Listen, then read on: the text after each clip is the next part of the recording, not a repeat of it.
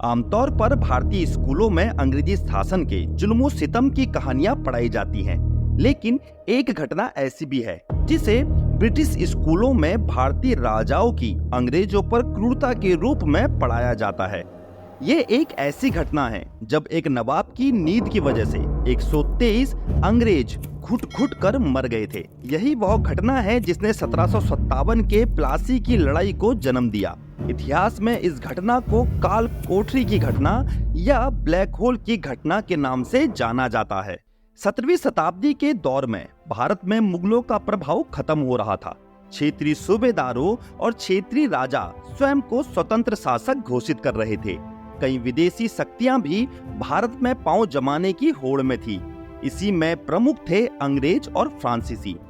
1756 में अपने नाना अली वर्दी खां के इंतकाल के बाद महज 20 साल की उम्र में सिराजुद्दौला बंगाल की गद्दी पर बैठा।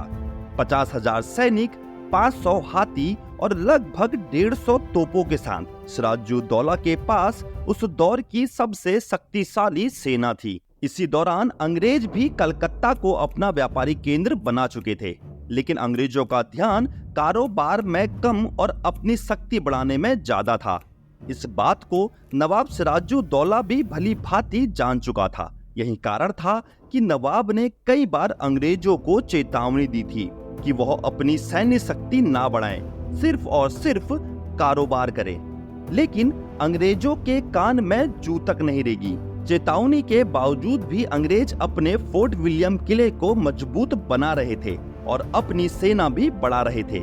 नवाब के मना करने के बाद भी जब अंग्रेज नहीं माने तो 16 जून 1756 को नवाब ने अंग्रेजों पर हमला कर दिया। उस वक्त कलकत्ता में अंग्रेजों का गवर्नर जॉन ड्रैक था। हमले की खबर मिलते ही ड्रैक कुछ अंग्रेजी साथियों को लेकर भाग खड़ा हुआ। अब किले की सुरक्षा की कमान J.Z. हॉलवेल नामक ब्रिटिश अधिकारी के जिम्मे आ गई। 20 जून 1756 को नवाब और उसकी सेना फोर्ट विलियम किले की दीवार को तोड़कर अंदर दाखिल हुई। किले के सारे अंग्रेजों को बंदी बना लिया गया। अब नवाब ने फोर्ट विलियम किले के अंदर अपना दरबार लगाया। सबसे पहले नवाब ने कलकत्ता का नाम बदलकर अपने नाना अली वर्दी खां के नाम पर अली नगर रखा और अपने एक अधिकारी मानिक चंद को किले का सुरक्षा अधिकारी घोषित किया। नवाब ने किले के उस हिस्से को भी गिराने का आदेश दिया जहां जॉन ड्रैक रहता था। फिर नमाज पढ़कर खुदा का शुक्रिया किया। हॉलवेल ने अपनी किताब interesting historical event related to province of Bengal में लिखा है कि मेरे हाथ बांधकर नवाब के सामने पेश किया गया था। शाम के समय किले के हॉल में बंदी बनाए गए अंग्रेजों को जमा किया गया और उनके खाने पीने का भी इंतजाम किया गया। नवाब की फौज भी इस जगह मौजूद थी। शराब के नशे में नवाब के सैनिक और एक अंग्रेजी सैनिक में मुठभेड़ हो गई, जिसमें अंग्रेजी सैनिक ने नवाब के सैनिक को गोली मार दी। नवाब के पास जब ये खबर पहुंची तब नवाब ने गुस्से में हॉलवेल को बुलाकर पूछा, आपके ब्रिटिश कानून में ऐसा व्यवहार करने वाले को क्या सजा दी जाती है? हॉलवेल ने जवाब में कहा कि काल कोठरी में कैद कर देते हैं। इतना सुनते ही नवाब सिराजुद्दौला ने तुरंत आदेश दिया, सभी अंग्रेज बंदियों को काल कोठरियों में डाल दिया जाए। इस समय 146 अंग्रेज सैनिक, अधिकारी, उनकी पत्नी और बच्चे नवाब के बंदी थे। आदेश देकर नवाब सिराजुद्दौला सोने चला गया। नवाब के गुस्साए सैनिकों ने 18 बाई 14 फुट की एक काल कोठरी में, जहां वेंटिलेशन के लिए केवल 2 छोटे रोशनदान मौजूद थे, 146 अंग्रेज कैदियों को ठूस ठूस कर बंद कर दिया। इस काल कोठरी में सिर्फ 5 से 7 कैदियों को रखा जा सकता था, लेकिन नवाब के सैनिकों ने 146 कैदियों को इस काल कोठरी में ठूस दिया था। जून की उमस भरी गर्मी थी। हॉलवेल और अन्य अंग्रेज अधिकारियों ने नवाब के सैनिकों से आधे लोगों को दूसरे कमरे में शिफ्ट करने की गुजारिश भी की, लेकिन नशे में धुत और गुस्साए सैनिक नहीं माने। हॉलवेल ने अपनी किताब में लिखा है, मैंने नवाब के सैनिकों को 1000 रुपए की रिश्वत भी दी ताकि वह आधे लोगों को बगल वाले कमरे में शिफ्ट कर दें, लेकिन नवाब के सैनिक अपनी जिद पर अड़े रहे। तकरीबन रात के 12 बजे तक उमस की वजह से अंग्रेज बेहोश होकर गिरने लगे। काफी मिन्नतों के बाद पहरेदारों ने छोटे से रोशनदान से पानी दिया। प्यास और उमस से तड़प रहे अंग्रेज कैदी पानी के लिए एक दूसरे पर चढ़ने लगे।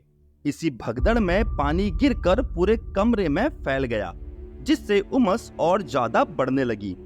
कुछ ही समय में अंग्रेज कैदी बेहोश होकर एक दूसरे पर गिरने लगे।